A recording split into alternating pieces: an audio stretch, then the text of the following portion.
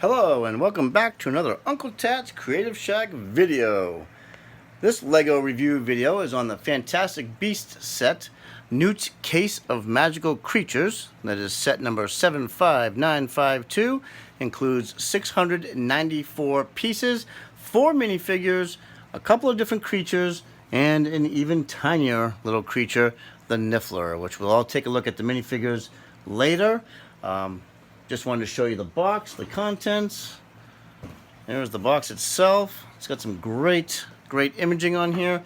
I've actually seen this movie just once, so bear with me if I get some of the names wrong on some of these people here. Of course, the names of the main characters are right down here at the bottom of the box.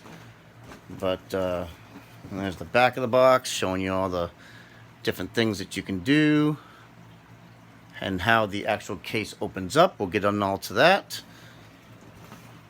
And then on the sides, just some other pictures here showing the different characters. And that's about it. Okay, let's get on to the main build. The main build is the actual case itself. This is the cake that the main character, Newt Scalamander, I believe that's his name. He carries this around with him in the movie, and of course, in the movie it contains the magical beasts. Anyways, it's a nice build. I mean, I like it. It's small though. The box size is huge. This is really small, but it's actually a well-made model. I like it. You have a sticker here for the N and S of the initials for Newt. Another sticker over here representing a lock. The case itself does not lock. These are just decoration. And then, of course, you have a handle. Okay, now, go ahead and put the case there like that. Let's open it up. A couple of studs hold the roof in place, as well as, now let's see. There we go, a couple studs there. Or actually a hinging locking mechanism right there. We have a piece of chicken. Then we have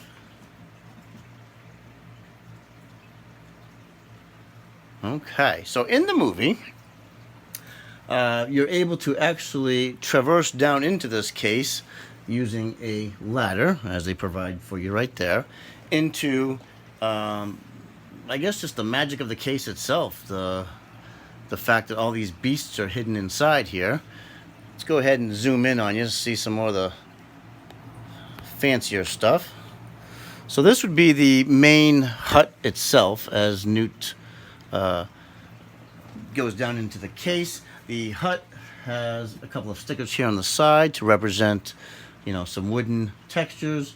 The roof is able to bend out of the way, and we are able to take a look inside.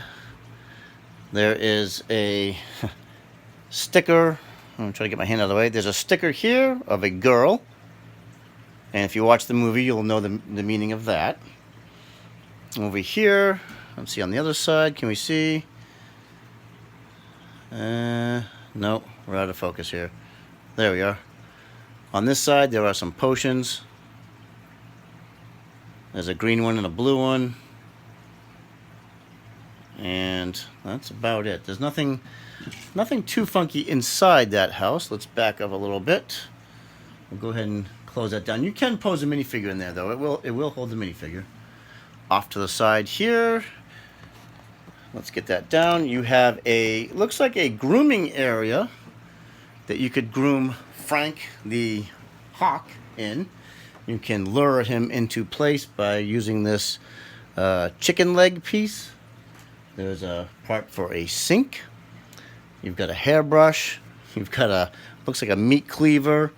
And then you can put the chicken actually in there.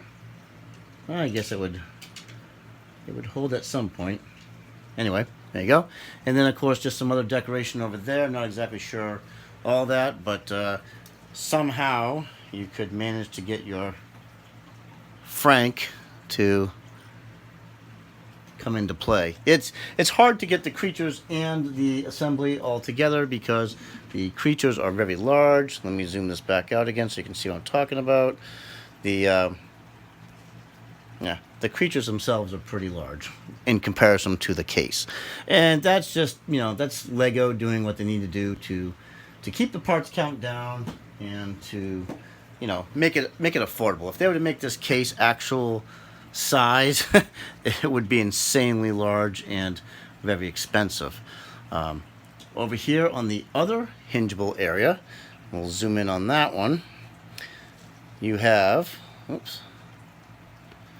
you've got the most adorable creature of the entire movie, which is the Niffler. I don't know if you can see him here. We'll do another view of him when we look at the minifigures. In the movie, he steals a bunch of gold, and anything that's shiny, he ends up stealing it. He seems to be some sort of a marsupial. He can put everything inside him, and he provides a bunch of comic relief for the movie itself. So there's an area here where we've got I think they call that an Ock Me egg. Okay, I'm guessing that's for this creature here. If we can get that into focus. And again, we'll look at those when we do the minifigures later. And just some tree trunk. Looks like some elephant trunks in brown to create some tree trunk texture. You've got a bucket here that you could probably put water or feed into. And then a few random tiles to give a suggestion of a walkway or a pathway. Looking on the other side, there are windows into the main hut. And get that up there. There they are. There's a window on either side, and it's got a black graded piece to represent the window. And each side is flanked by a small leaf and flower stem piece, but no actual flowers on them. There's another one over here on this side as well. Okay, let's go on to the big creatures review. In the movie, I believe this guy is called an Rum Pit. I'm not really sure 100%, but he's got he's kind of like a rhinoceros, elephant type creature. He's got some trans orange pieces here. I think in the movie that represents I think fire. Boy, don't burn me at the stake if I forget. I've seen the movie once, but anyways, it's very interesting. His eye pieces are these new to this set, or I mean new to this series, or what am I trying to say? New this year, maybe something like that. Are these eye pieces? I haven't seen them before. So obviously you get one per side. Okay, he's put together kind of interestingly enough. His head can be rotated pretty much 360 degrees by a ball and socket joint. His legs are pretty much ratcheted. Well, at least the front parts of the paws are ratcheted. The other part here just swings on a regular swivel ball joint.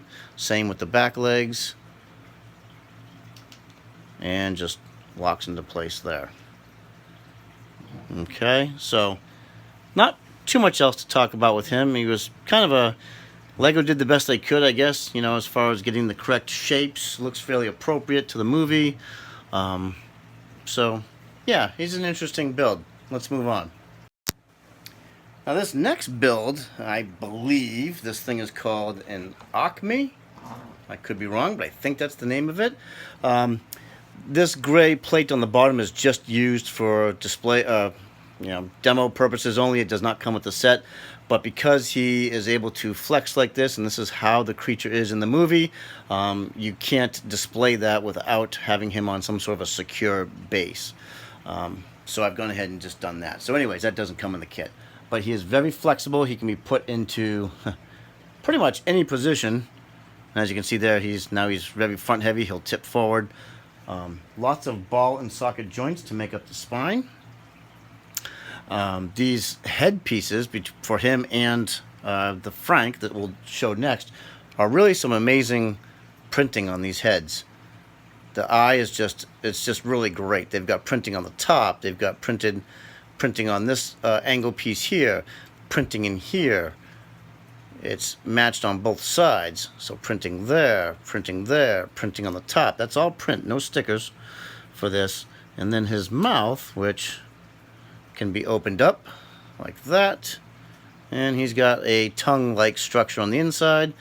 It's either open or closed. You really can't put it into a in-between pose, unfortunately. But these colors are great. These wing pieces are in a nice bright magenta. We've got some violet or deep purple for the spiky pieces on his back, as well as these tooth pieces. These are like an L-shaped tooth piece that are in this, I'm going to say it's like a medium azure blue, as well as on the bottom you have a darker azure blue for the underside. So he is definitely very, very colorful. Yeah, a couple of gold horns there. Of course, the wings can be folded and put into any position you want. Definitely looks the part from the movie. He definitely does. He in Lego form, he is definitely they definitely hit the nail on the head with that one.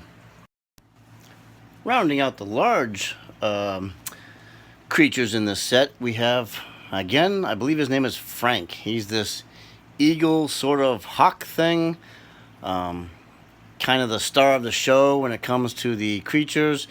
Right now I've got him propped up on a bunch of black bricks. That's obviously not part of the set, but it's about the easiest way I could figure to display this guy. He is so big.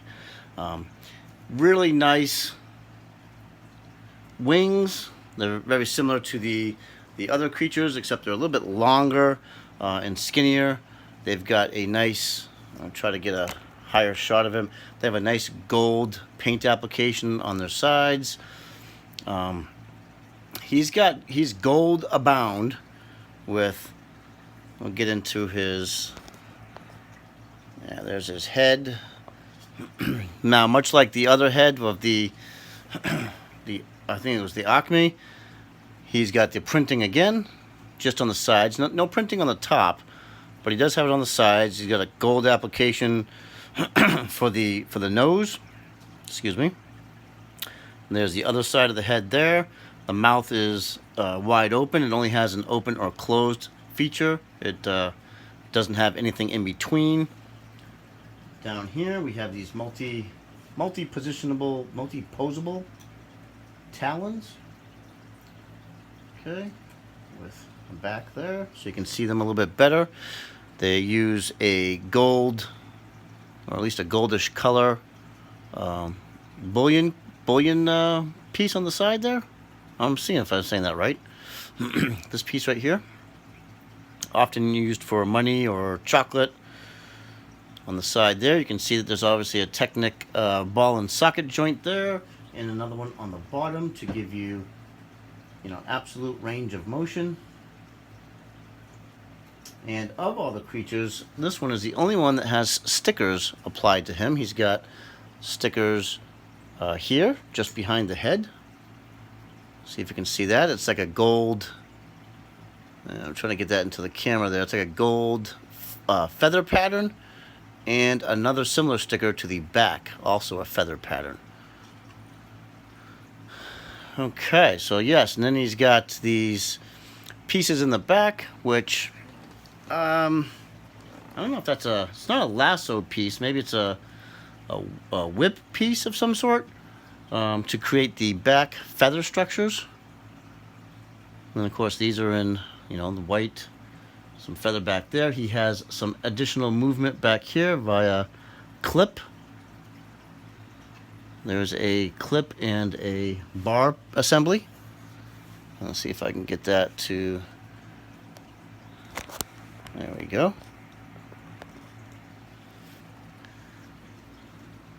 Try to get that in focus. Push that down. There we go. Okay. So yeah, so Frank's got a lot going on with him. He's a big creature. There he is. So when I was able to get this set, a second one of these sets for like 30 bucks, I was like, oh yeah, I'll take that. The creatures are just really, yeah, kind of worth the money right there to get a big hawk like this guy. Yeah. Okay. And then we'll get on to the minifigures. For minifigures, on the left we have Newt Scamander, and on the right we have Tina Goldstein. So these are the main characters of the movie. And as you can see, Newt, well, they both have wands in their hands. Newt's got a wand in one hand. On the other hand, he's got this green, it looks like a carrot top piece, but in the movie, it's actually a little creature, kind of like a, I think it's like a walking stick creature of some sort. It's a tiny little guy. And Tina Goldstein has a teapot in one hand, and she has a wand in her other hand. They both have some nice torso prints. Look a little bit forward on there. There we go. Yeah. Newt's looking pretty happy right there. So is Tina. No prints for their pants. But then on the back side, they also have a little bit of torso print. A little bit of torso print. And then a more worried looking face for Newt, and a more of a scowl face for Tina. Very appropriate to their things that happen in the movie. Newt is more of a laid-back kind of guy, and doesn't really freak out too often. And then of course Tina, pretty much her role, that's what she does. She's kind of always freaking out. So there's those two, Newt and Tina. And rounding out the main minifigures in this set, we have on the left Jacob Kowalski, and on the right we have Queenie Goldstein. Okay, so again, watching the movie, you'll be able to understand this a little bit more, but Jacob is currently sporting an umbrella and what appears to be a leather style pilot's hat. Tina Goldstein is in a pink outfit with, looks like it's a pair of shorts, as there is some printing on her legs that would suggest bare flesh. She has a wand in her hand, and in this face she's looking pretty scared. Go ahead and take off her hair. Jacob Kowalski can take off his hat piece actually, which is really nice, and you can put on a hair piece for him. But of course he has a chin strap from the helmet, so the hair piece works better. And we'll go ahead and do this. The hair piece works better with that face, as there is no chin strap. And then of course Tina is looking pretty happy in this particular pose. Love the hair piece for her. That's very nice, very iconic. Definitely something you can use for your own minifigures. Turn them around. Printing is just excellent on these torsos. And that's what Jacob looks like with the regular hair. But again, that chin strap kind of loses it for you right there. So that chin strap is really only good for when you're using the leather style football helmet. And there it is right there. Kind of like an old, very old rugby style helmet. Oops, there it goes. And yeah, that's definitely good. And then last but not least, and I'm not even going to edit it out, we're just going to come right into here. Last but certainly not least, and definitely the most adorable creature of any set, I would have to say, is this guy, the Niffler. He is just an adorable little creature. He's the one in the movie that, like I said, he pockets the gold and anything that's shiny, and he's just I don't know if he's a marsupial or what, but he's definitely the comic relief of the whole movie, and he's adorable. He just sits on one stud, is all he can sit on to. Let's try to get him up a little bit closer, and there he is close up. Oops. Absolutely adorable. I have 2 of these sets now, so definitely I'll have a couple of these little guys who will be a great addition to my collection. And overall, my thoughts on this set are it's definitely a great way to get some interesting creature pieces. These head pieces are very well detailed. but they also are fairly specific. So if you were to make a creature on your own with these, you'd have to, you'd want to use pieces that were similar in color to what the heads are. So although they're excellent looking pieces with the printing on them, they're kind of just to be used for this set itself. The case itself here is very small comparatively to the box. I think that the minifigures do have some good use to them. They can be used in other settings. But overall impressions are it's a fantastic beast set, so it's something where you need to either be into that movie or be into that sort of lore to really appreciate it.